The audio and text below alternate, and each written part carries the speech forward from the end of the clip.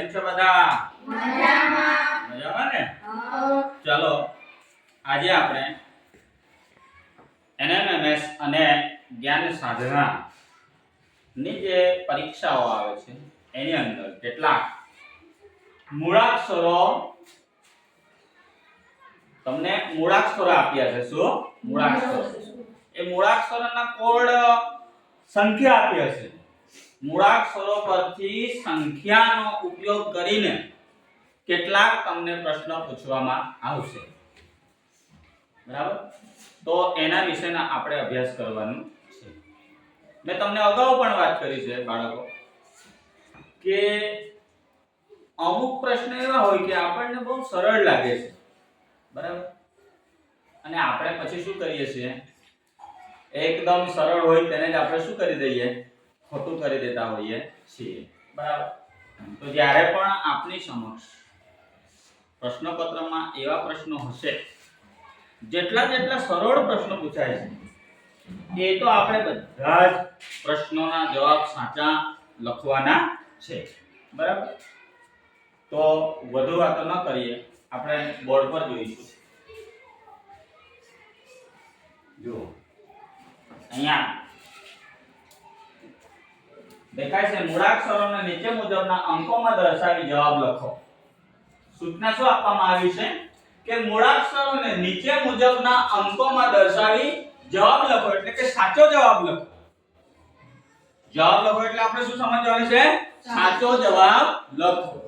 તમને આ રીતનો એક કોઠો આપવામાં આવ્યો છે અને એની અંદર અહીંયા આપણે જોઈએ ક ખ છ ત ન ર શ અને પછી ક નો કોડ 1 છે, ગ નો કોડ 2 છે, છ નો કોડ 3 છે, ત નો 4, ન નો 5, ર નો 6 ને શ નો 7. હવે એવું જરૂરી નથી કે આ બેઠો આપ્યો હશે. આ આપણે ઉદાહરણ માટે સમજવાનું છે. શાના માટે સમજવાનું છે? ઉદાહરણ. બરાબર? નહીં તો તમને કહેશો કે અહીંયા અમારા સાહેબ જે અમારા બોર્ડ પર બતાવ્યું એ જ બેઠા મૂળાક્ષરો ને એ જ સંખ્યા અમને આપવામાં આવી છે. એવું ક્યારે પણ થશે નહીં. અપવાદરૂપ. આપણે જેટલું ભણી ગયા છીએ, જેટલું અભ્યાસ કરી ગયા છે એમાંથી અમુક પ્રશ્ન આવશે. પરંતુ હા, એ રીત જે રીતે આપણે શીખ્યા છીએ એ રીતથી ઘણા પ્રશ્નો પૂછાવાના શક્યતા રહેલી છે. પૂછાશે એવું પણ નથી કહેતો, પણ પૂછાવાની શક્યતા રહેલી છે. બરાબર? હવે અહીંયા જે મૂળાક્ષરોને નીચે મુજબના અંકોમાં દર્શાવી જવાબ લખો. આ રીતનું તમારી પાસે આપવામાં આવ્યું હશે અને અહીંયા તમને પ્રશ્ન પૂછવામાં આવ્યો છે કે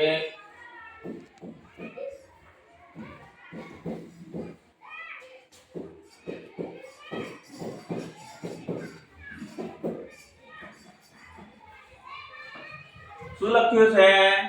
સઘન કસરત કર. સઘન કસરત કર. વાક્ય ના મૂળાક્ષરોનો સરવાળો કેટલો થાય? આપણે અહીંયા ઓપ્શન લખ્યા નથી. બરાબર? જો સઘન કસરત કર. વાક્યના મૂળાક્ષરોનો સરવાળો કેટલો થાય? બરાબર? ત્યારે આ રીતનો પ્રશ્ન પૂછવામાં આવ્યો હશે. જો આપણે એક જ પ્રશ્ન જોયો છે, જોતા છીએ. હજુ આપણે ઘણા એવા પ્રશ્ન લઈશું તો જોજો. ત્યારે આપણે શું કરવાનું છે? આ જે સઘન છે, સઘન. બરાબર? કસરત કર. હવે જોજો 6 મૂળાક્ષર માટે કઈ સંખ્યા આપી છે? 3 વત્તા ગ માટે 2, ન માટે 5, ક માટે 1, સ માટે 7, ર માટે 6 અને ત માટે 4 અને ક માટે 1 અને ર માટે 6. બરાબર? આ રીતના પહેલા આપણે શું કરવાનું છે? આપણે આ રીતના અક્ષર લખવાના, જે બી વાક્ય હશે તે, અહીંયા તો કોઈ પણ મૂળાક્ષરો આપવામાં આવ્યા હશે અને એના અક્ષર કોડ આપવામાં આવ્યા હશે. તો અહીંયા માની લો કે છગન કસરત કર વાક્ય છે. તો પહેલામાં પહેલા આપણે શું કર્યું? છગન તો આ બધા જ જે શબ્દો એટલે કે બધા જ મૂળાક્ષરોના જે કોડમાં અક્ષર આપ્યા છે તેનો અહીંયા આપણે ટોટલ માર્યો છે. બરાબર? ટોટલ મારી જુઓ એટલે તમને ખ્યાલ આવશે.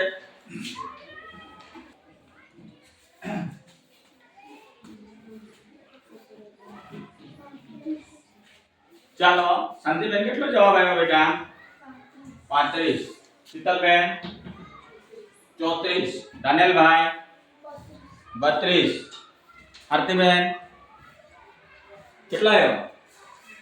સાચો કે ખોટો જે હોય તે કે હજુ તો આપણે ગણ્યું નથી. કેટલા આવ્યો? ચાલો જોજો.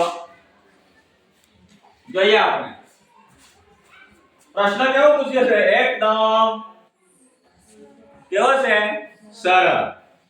પણ અહીંયા જો ખાલી સરવાળો કરવાનો છે. શું કરવાનું છે? તો એ આપણો બધાનો જવાબ અલગ અલગ આવે છે. કારણ કે તમે બધાએ શું કર્યું? આ કઈ સરવાળાનો દાખલો છે. કોનો દાખલો છે? પણ તમે લોકોએ શું કર્યું? ઉતાવળમાં ગભરામણમાં કર્યું છે. જોજો આપણે જોઈએ. 6 ને 1 7 ને 4 11 ને 6 17 બરાબર.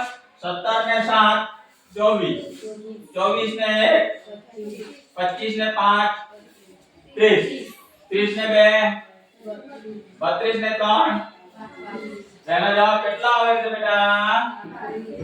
જો કેટલો જવાબ આવે છે? ખ્યાલ આવ્યો? કોનું સાચું પડ્યું હતું? જોયો શાંતિબેન નું સાચું પડ્યું. પછી શીતલ નો 34, દાનિયલભાઈ નો 32. એટલે તમને હું વારંવાર બાળકો કહું છું કે કોઈ પણ પ્રશ્ન સરળ છે એમ માનવું નહીં. પરીક્ષામાં જે પણ પૂછાય છે એ આપણે આપણા દિમાગની કસોટી કરે છે. આપણે ક્યાં નાની નાની ભૂલ કરી દઈએ. બરાબર? કારણ કે આ શિષ્યવૃત્તિ વિષયક પરીક્ષાઓ છે એટલે એમાં આપણને ભૂલાવા માટે ઘણો બધા પેપર એ રીતનું હશે કે જેમાં આપણે ભૂલ કરી શકીએ છીએ. ચલો ઉતારી દો પહેલા પ્રશ્ન આ જ કોઠા પરથી. બીજો પ્રશ્ન આપણને પૂછવામાં આવ્યો છે. જુઓ કોણ વાંચશે? ચાલો આરતીબેન વાંચજો. પ્રશ્ન નંબર 2.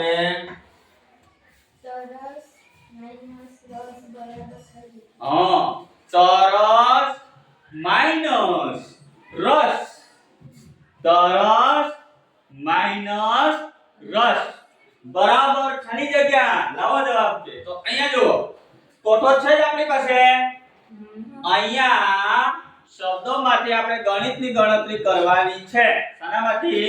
જે શબ્દ આપણને આપ્યા છે ને અથવા તો જે અક્ષરો આપ્યા છે એના પરથી આપણે કઈ ક્રિયામાં જવાનું છે? ગાણિતિક ક્રિયાઓ કરવાની છે. જોજો તરસ તરસ છે ને. ચલો તનો કયો અક્ષર છે? 4. તો જે છે ને તો એનો કોડની સંખ્યા 4, ર ની સંખ્યા 6 બરાબર અને સ ની સંખ્યા 7. કેટલું થયું? 400 કેટલા? 467. હવે અહીંયા માઈનસ એટલે કે ઓછા. સમજ પડે છે? ર નો કોડ જુઓ, સ નો કોડ જુઓ 7. 467 ઓછા 67 એટલે જવાબ કેટલો આવશે? આ રીતનો દાખલો છે. 467 માઈનસ 67 કેટલો જવાબ આવશે? Very good. બોલ બેટા રાઉતજી. Very good ખુશીજી. હા જો તરત જ તમને ખ્યાલ આવી ગયો ને. 400 તો કે 467 માંથી માઈનસ 67 બાદ કરતા કેટલા વધે છે? 400. તો જો અહીંયા જો શબ્દ આપ્યા છે. મૂળાક્ષરોમાંથી શબ્દ આપ્યા ને. તરસ ઓછા રસ બરાબર ખાલી જગ્યા. એટલે એનો મતલબ શું કે આ ત ર અને સ જે મૂળાક્ષરના કોડ છે, જે કોડની સંખ્યા છે તે અહીંયા લખી ઓછા અને પછી રસ શબ્દમાં ર મૂળાક્ષર અને સ મૂળાક્ષરનો જે સંખ્યાનો કોડ છે તે અહીંયા લખ્યું અને પછી એમાંથી બાદ કરી દીધો એટલે કેટલો જવાબ આવ્યો 400. આપણા ઓપ્શનમાં 400 છે. યસ છે ને? ખ્યાલ આવ્યો? ચલો ઉતારી દો. આપો ત્રીજો પ્રશ્ન જુઓ. કોણ વાંચશે? ચલ દીક્ષાબેન વાંચજો. આ પ્રશ્ન વાંચજો બેટા.